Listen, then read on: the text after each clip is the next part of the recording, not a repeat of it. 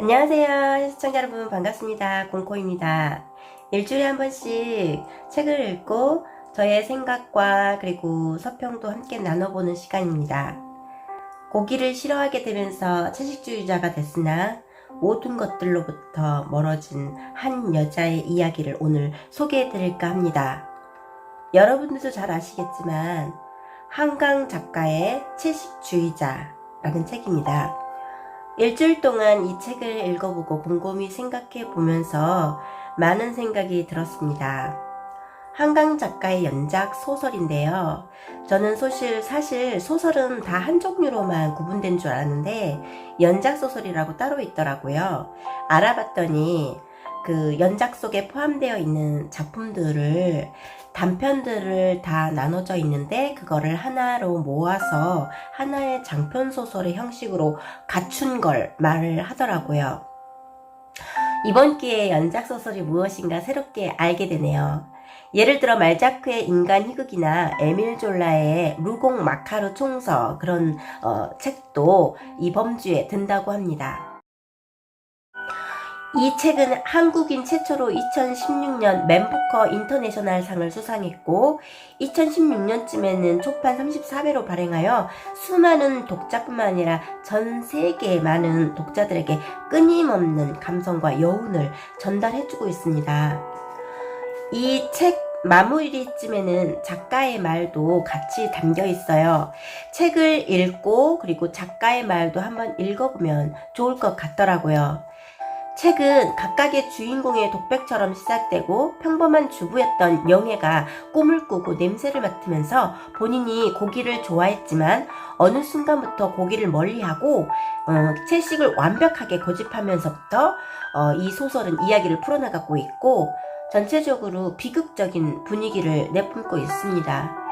주로 등장 배경은 정신병원이라든지 영애의 집, 그리고 형부의 작업실, 그리고 언니가 독백하는 그런 부분들로도 많이 나눠져 있습니다. 자세하게 책 내용을 볼게요. 영애 남편의 1인칭 시점에서 먼저 시작을 하고 과거를 회상하고 현재를 이야기를 하고 있더라고요. 영애와 결혼 전 연애 상황과 결혼 후 여느 평범한 여자와 다를 바 없이 가정에 충실하려고 노력했던 영애의 모습, 그리고 다만 남과 다른 한 가지 습관, 그런 거를 표현을 하고 있더라고요. 요리를 잘하고 과거 고기를 좋아했고 영애의 가족들 또한 고기 매니아였는데 처녀 시절부터 해오던 아르바이트를 하면서 이제 결혼 5년차를 맡고 있는 영애와 그리고 남편인 나는 대체적으로 만족하고 있어요. 말수가 적은 편이었으나 남편에게는 조용한 아내이자 주부로서 역할을 하는 영애에게 아주 고마워하고요. 그리고 지난해 가을 분양받은 집에서 살게 돼서 이제 결혼 5년을 맞은 후 나와 영애는 미뤘던 아기를 가질 꿈에도 부풀어 있었죠. 남다른 습관이라고 써져 있는데요. 이 그녀의 남다른 습관은 결혼 후 집에서 속옷을 벗고 지내는 것이었어요. 그리고 그러던 어느 날 사건은 시작되었고 그들의 삶은 송두리째 변합니다. 세 번째 자잘한 사건들로 인해서 그녀의 성격 그리고 그녀가 채식주의자로 변모된 과정, 그러면서 전체적인 인생의 변화가 보여지고 있는데 첫 번째 사건은 새벽 4시에 일어나죠. 영애 남편인 내가 잠에서 깨어나 주방에 나왔다가 우연히 마주쳤던 그 아내의 모습은 너무나 충격을 받습니다. 잠옷 차림에 맨발도 아무 말도 듣지 못한 듯 냉장고를 뚫어지게 노려보며 석상처럼 굳어있는 아내를 보고 충격을 받습니다. 이유를 묻자 그녀는 꿈을 꿨다고 하지만 그 뒤로도 영애는 수상한 행동을 반복하죠. 다음 날에도 역시 냉장고에 있는 고기 종류나 생선 종류는 남기지 않고 쓰레기통에 버리는 그녀의 행동에 비이성적이고 상식 밖의 행동을 본 남편인 나는 황당하죠. 식탁 위에 올라오는 건 일체 고기가 없는 야채 식단뿐이고요. 봄이 올 때까지 변하지 않은 영애의 최신 식단과 매일 말라가는 모습에 남편인 나는 질릴 대로 질려버립니다. 그리고 영애는 편집증, 망상, 신경쇠약 그것처럼 거의 잠도 자지 않고 계속 땅구멍 하나하나에 고기 냄새가 난다면서 알 수 없는 말을 하면서 극단주의 모습으로 변해가죠. 그래서 결혼 생활도 그 뒤로 끔찍해집니다. 그리고 또 다른 사건은 사장의 영의 남편인 내가 몸담고 있는 그 직장의 사장이 부부 동반 모임을 개최를 했는데 거기에 아내인 영애와 그리고 영의 남편인 내가 함께 참석하면서 벌어지죠. 물론 영애는 똑같은 행동으로 고기를 먹지 않고 계속 밀어내고 접시를 밀어내고 그리고 그녀를 바라보는 주변에 이상하고 호기심 많은 시선들을 아무렇지 않게 감당하죠. 장모님과 함께 그리고 집들이에 초대된 처가댁 식구들과 식사에서도 영애는 일관된 행동으로 마침내 영애의 아버지이자 장인은 폭발하게 되고 모두가 보는 앞에서 영애에게 손찌검을 하게 됩니다. 그리고 뺨을 맞은 영애에게 고기를 쑤셔 넣는 처가 식구들 그에 대해 주방에서 영애는 저항의 표시로 칼을 빼들고 손목을 그음으로써 자신의 식단 고집을 무섭게 주장을 하죠. 이렇게 일단락이 되는가 하면 그 다음 장에는 형부가 등장합니다. 형부가 1인칭 시점에서 바라봅니다. 몽고반점이라는 주제에 맞게 형부는 작업실에서 스케치를 하거나 공연 포스터 등을 다루고 있는데 우연히 아내로부터 처제에게 몽고반점이 남아있을 것이라는 말을 듣고 영감을 얻게 되면서 처제의 육체에 대한 욕망에 사로잡힙니다. 그리고 그 욕망은 마침내 실행에 옮기게 되고 처제와 해서는 안 될 성적 경험을 하면서 예술의 이미지로 각인하면서 카메라에 자신들의 모습을 한껏 담게 되고요.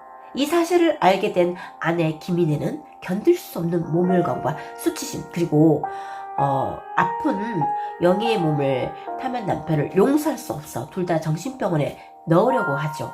그리고 돌연 사라져버린 남편과 이혼을 하게 되고요. 책 내용을 대충 살펴봤는데 10대 때나 20대 때는 이해 안 될 수도 있는 내용이에요. 네, 40대가 돼 보니까 이 책을 계속 그 매스컴을 통해서 접해보기도 했지만 구체적인 내용은 몰랐었거든요. 네, 내용을 들여다보니까 뭔가 좀 삶의 깊이, 무게감, 그리고 채식주의, 그리고 우리가 입고 먹고 자꾸 하는 의식주에 대해서도 기본적인 것은 무엇인가 하는 이 의문에 생각하게 되더라고요. 먹는 것은 무엇일까 하고 문득 생각을 해보니까 아무래도 어릴 때부터 의식주는 사람이 살아가면서 가장 기본적인 것이며 죽을 때까지 뗄래야 뗄 수가 없고 이 조건들을 충족시키기 위해 살아가는 거라고 배웠지요.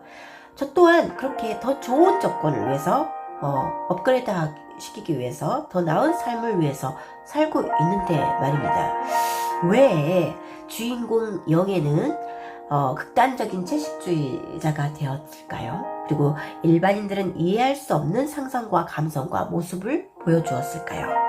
여기에는 나무가 많이 등장을 합니다.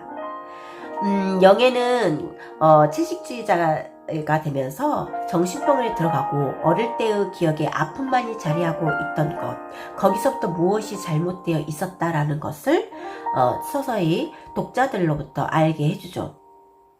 세 번째 장에 나왔던 김인혜의 기억과 서술 부분에서도 언니인 김인혜와 마찬가지로 동생인 영애 또한 어릴 때부터 18세까지도 아버지의 폭행으로 점철된 삶을 살았어요. 아버지의 폭행과 무시, 폭언, 그 상처, 그리고 사라진 자존감, 그런 게 모든 것이 어느 누구에게도 말 못할 상처가 돼서 영애의 내부와 외부에 고스란히 쌓이고 쌓여서 폭발하지 않았나 싶어요. 진실은 무엇일까요? 영애가 나중에는 거식증으로까지 도달한 그 과정에서 정말 독자들에게 여러 가지 생각거리를 많이 제공해주고 있습니다. 영애는 본인을 나무로 동일시하고 있어요. 그래서 그 순수하고 어린아이로 돌아가는 간 듯한 그런 감성을 그대로 간직하고 있는데요. 정신병동을 반복해서 드나들고 음식도 일체 거부하면서 나무와 자신과 닮았다고 생각하고 나무처럼 뿌리 내리려고 거꾸로 물구나무도 서고 아무것도 안 먹고 있어도 나무처럼 배고프지 않다. 나는 언젠간 나무가 될 것이다. 라는 그런 이상행동과 말을 합니다. 채식주의자는 단단하고 정교하며 충격적인 작품으로 읽는 사람들은 누구든 꼬리에 꼬리를 무는 의문과 차례대로 등장하는 인물들에 대해 강한 인상을 받을 게 분명합니다. 여기서 작가의 말을 옮기겠습니다. 10년 전에 이른 봄, 내 여자의 열매라는 단편소설을 썼다. 한 여자가 아파트 베란다에서 식물이 되고 함께 살던 남자는 그녀를 화분에 심는 이야기였다. 언젠가 그 변주를 쓰고 싶다는 생각을 그때 했다. 10년 전에 내가 짐작했던 것과는 퍽 다른 모습이 되었지만 이 연작 소설이 출발한 것은 그곳에서였다.